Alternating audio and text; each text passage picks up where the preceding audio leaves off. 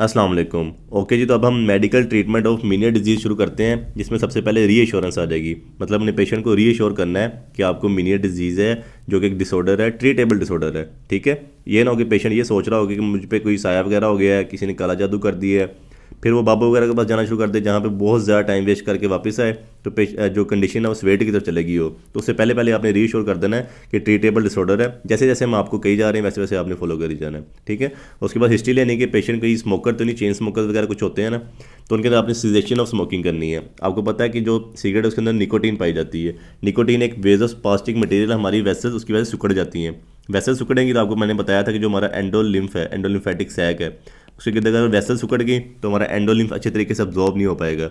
Endolymph absorb नहीं होगा तो एंडोलिम्फेटिक हाइड्रोप्स हो जाएगा। तो हमने सबसे पहले उसको सिगरेट छोड़ने को कहना है। तो काफ़ी ज़्यादा लोगों में देखा कि जब वो सिर्फ सिगरेट छोड़ते हैं ना, तो उनका मीनिया डिजीज़ ठीक हो जाता है, उनकी ब्लड वैसे डायलेट होती हैं, तो एंडोलिम्फ दोबारा से अब्जॉर्ब होना शुरू हो जाता है और बिल्कुल ठीक हो जाते हैं। और उसके बाद हमने डाइट पे ख्याल करना है कि पेशेंट को बोलना कि लो साल्ट डाइट लेनी है। मतलब सोडियम जितना कम होगा उतना वाटर कम रिटेन होगा, उतना ब्लड वॉल्यूम कम होगा। ठीक है, आपको पता है ब्लड वॉल्यूम ज़्यादा होगा तो हमारा स्टायवास्कुलरिस ज़्यादा से ज़्यादा एंडोलिम्फ बना रहा होगा।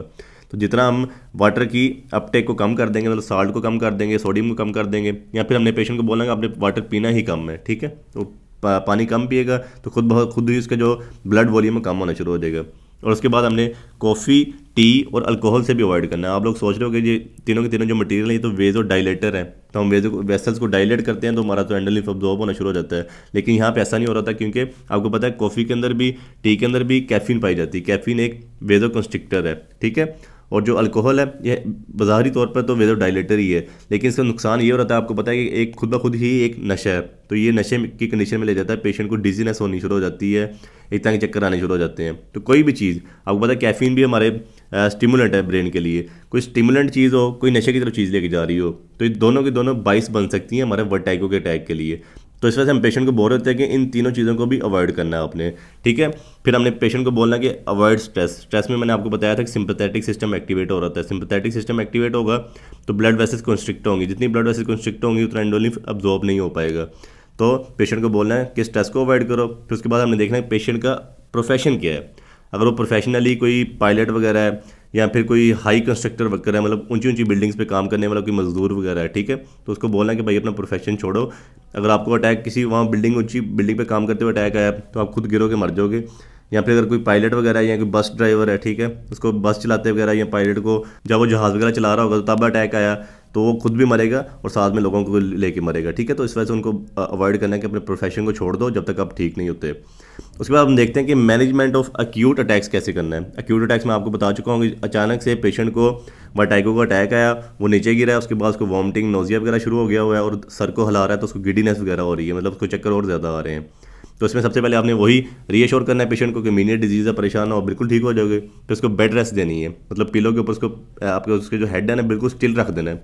उसको कहना है कि सर को हिलाना नहीं है, जितना सर को हिलाते हैं उतने ज़्यादा चांसेस होंगे वर्टाइगो आ सकता है। उसके बाद हमने आईवी फ्लूइड्स और इलेक्ट्रोलाइट्स देने हैं। ये हम क्यों दे रहे होंगे, आपको बताया है कि जब एक्यूट अटैक हुआ है उसके बाद पेशेंट को वॉमिटिंग हुई है, ठीक है, तो वॉमिटिंग की वजह से उसके इलेक्ट्रोलाइट्स काफ़ी ज़्यादा ज़ाया हो चुके होंगे, तो हमने आईवी फ्लूइड्स भी देने हैं, इलेक्ट्रोलाइट्स भी देने हैं। और उसके बाद वेस्टिब्यूलर सिडेटिव्स देने हैं, मतलब जो वेस्टिब्यूल को सिडेट कर देंगे। आपको पता है ना कोक्लिया होता है, एक वेस्टिब्यूल होता है, तो स्पेसिफिकली जो वेस्टिब्यूल को सुन कर देंगे, सिडेट कर देंगे, वो वाले हमने सिडेटिव्स देने हैं। उनमें कौन से आ जाएंगे, सबसे पहले हमारा आ जाएगा प्रोमेथिजीन थियोकोलेट, जो कि हमारा एक एंटी हिस्टामिनिक ड्रग है, आप लोगों ने पढ़ी होगी। ठीक है, ये हमारी वेस्टिब्यूलर सिडेटिव ड्रग है। दूसरी हमारी प्रोक्लोरपिराजीन, ये भी एक हमारी सिडेटिव ड्रग है, जो कि आपको पता है एंटीसाइकोटिक, आप लोगों ने पढ़ा होगा फार्माकोलॉजी के अंदर।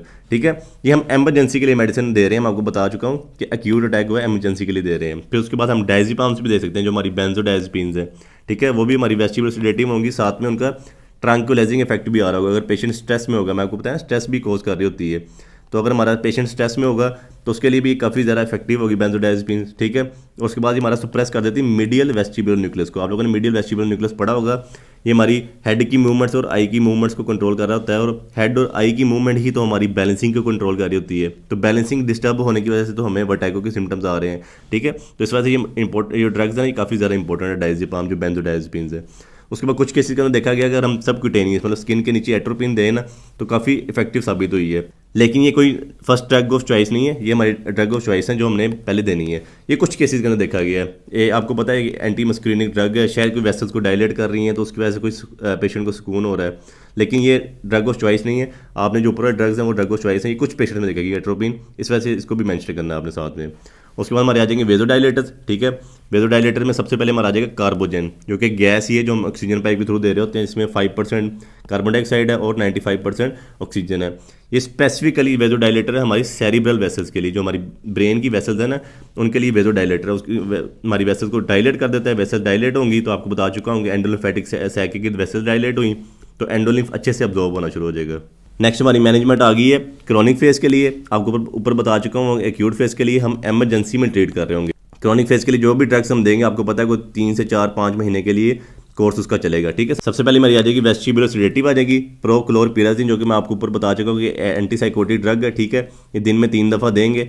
कुछ 3 महीने के लिए पेशेंट को रिकमेंड कर देते हैं, फिर उसकी डोज हम कम कर देते हैं, फिर अगले 2 महीने दोबारा चलाते हैं, मतलब 5 महीने तक हमने चलानी होती है प्रोक्लोरपिराजिन, जो हमारे वेस्टिब्यूल को सिडेट कर देंगी, वर्टाइगो के सिम्टम्स वगैरह नहीं आएंगे। उसके बाद हम वेजोडाइलेटर्स देंगे जिसमें बीटा हिस्टीन आ जाएगा, जो कि रिलीज़ कर रहा होता है हिस्टामिन हमारी ब्लड वेसल के अंदर। आपको पता है हिस्टामिन हमारी वेजोडाइलेटर है, वैसे डायलेट होंगी तो हमारा एंडोलिम्फ अब्जॉर्ब होना शुरू हो जाएगा। उसके बाद हम डायरेटिक्स दे रहे होंगे कुछ केसेस के अंदर।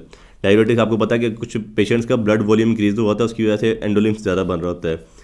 तो फ्यूरोसिमाइड आप देख सकते हैं, आपको पता है कि हम एमरजेंसी में ड्रग यूज़ कर रहे होते हैं। डायरेटिक है जो हमारा पेशाब के थ्रू हमारा जो ब्लड वॉल्यूम है उसको कम कर रही होती है, बहुत ही ज़्यादा फास्ट एक्टिंग ड्रग है, ठीक है। तो इसमें लेकिन नुकसान इसका ये होता है कि हाइपोकैलेमिया साथ में पेशेंट को हो रहा होता है, इसमें हमारा पोटेशियम बड़ा ज़्यादा लॉस्ट हो रहा होता है। तो हाइपोकैलेमिया होगा तो पेशेंट एरिथमिया की तरफ जा सकता है, एरिथमिया से जाएगा तो आगे हार्ट अटैक्स भी हो सकते हैं। तो उससे बचाने के लिए हमें साथ में पोटेशियम सप्लीमेंट्स भी देने हैं। और जो फ्यूरोसिमाइड दे रहे होंगे ये हम 1-2 दिन छोड़ के ही दे रहे होते हैं पेशेंट को, लेकिन अगर आपने रेगुलर ड्रग पे लगाना है पेशेंट को कि रोज़ खाता रहे तो उसके लिए हमने थायजाइड डायरेटिक्स दे देने हैं, ठीक है। आपने ड्रग की कैटेगरी पढ़ी होगी फार्माकोलॉजी के अंदर।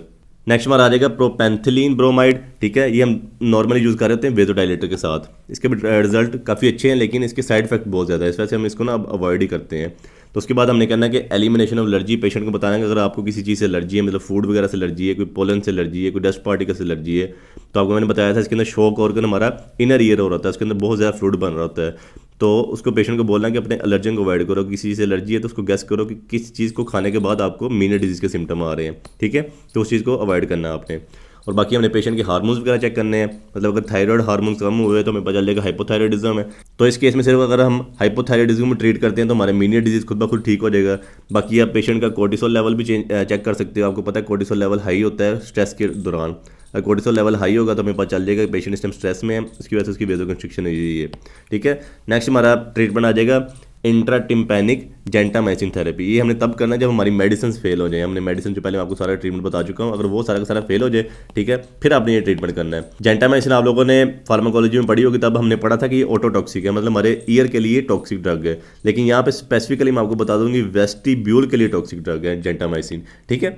तो इसलिए हम ना जेंटामाइसिन का इंजेक्शन दे रहे होते हैं। हमारी टिम्पैनिक मेम्ब्रेन पता है ना आपको, टिम्पैनिक मेम्ब्रेन को सुराख करके उसके अंदर से हमारी सिरिंज जाती है और जेंटामाइसिन हमारा गिरा देती है मिडिल ईयर के अंदर, ठीक है। सारे जो ड्रॉप्स हैं जेंटामाइसिन हमारे गिर जाते हैं मिडिल ईयर के अंदर। आपको पता है जो हमारी मिडिल ईयर की मिडियल वाल है उसके ऊपर हमारी राउंड विंडो बिल्कुल नीचे प्रेजेंट है, ठीक है। यहाँ पे हमारे ड्रॉप्स बढ़ते जाएंगे बढ़ते जाएंगे बढ़ते जाएंगे, ठीक है, पानी बढ़ता जाएगा, हमारा इंजेक्शन है। तो एट द एंड वो राउंड विंडो से एंटर होगा, हमारे इनर ईयर में चला जाएगा। इनर ईयर में जाएगा तो स्पेसिफिकली हमारे जो वेस्टिब्यूल के सेंसरी ऑर्गन्स हैं ना उनको डिस्ट्रॉय कर देगा। वो सैक्यूल के, यूट्रिकल के, सेमीसर्कोकेनाल के जो भी सेंसरी ऑर्गन्स हैं, ठीक है, उनको डिस्ट्रॉय करेगा। तो उसको हम कहेंगे लैब्रिन्थेक्टमी हो चुकी है। हमारा जो लैब्रिन्थ है ना, जो अंदर वाला जो इनर ईयर का लैब्रिन्थ है, उसको हमने रिमूव कर दिया, वो हमारा ज़ाया हो चुका हुआ है।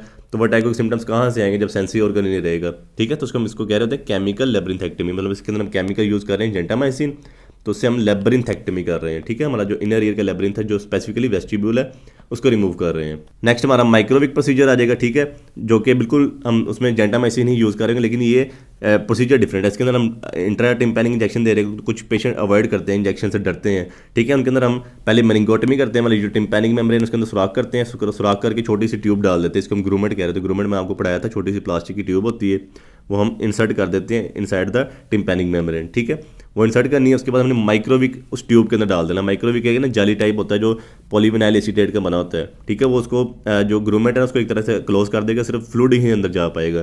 तो हम पेशेंट को बोलते हैं फिर जेंटामाइसिन अपने ड्रॉप्स कान में डाले जाने हैं 1-1 दिन के बाद, ठीक है।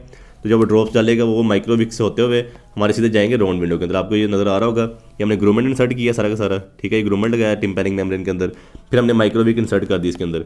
माइक्रोविक इंसर्ट की यहाँ से हम अगर ड्रॉप्स वगैरह डालते हैं, ठीक है, ड्रॉप्स डाल रहे हैं तो ड्रॉप माइक्रोविक से होते हुए हमारे राउंड विंडो पे जा रहे होंगे, राउंड विंडो से हमारे इनर ईयर में जा रहे होंगे, ठीक है। तो आपको बता चुका होंगे जो हमारे ड्रॉप्स कौन से, जेंटामाइसिन है। जेंटामाइसिन हमारे इनर ईयर के लिए टॉक्सिक है, तो हमारी लेब्रिथेक्टमी हो जाएगी, केमिकल लेब्रिथेक्टमी हो जाएगी, तो हमारा इनर ईयर काम करना छोड़ देगा, तो हमें वर्टिगो के सिम्टम्स आ रहे हैं वो आने बंद हो जाएंगे। That's all for medical treatment of Meniere disease. इंशाल्लाह नेक्स्ट वीडियो में पढ़ते हैं surgical treatment of Meniere disease.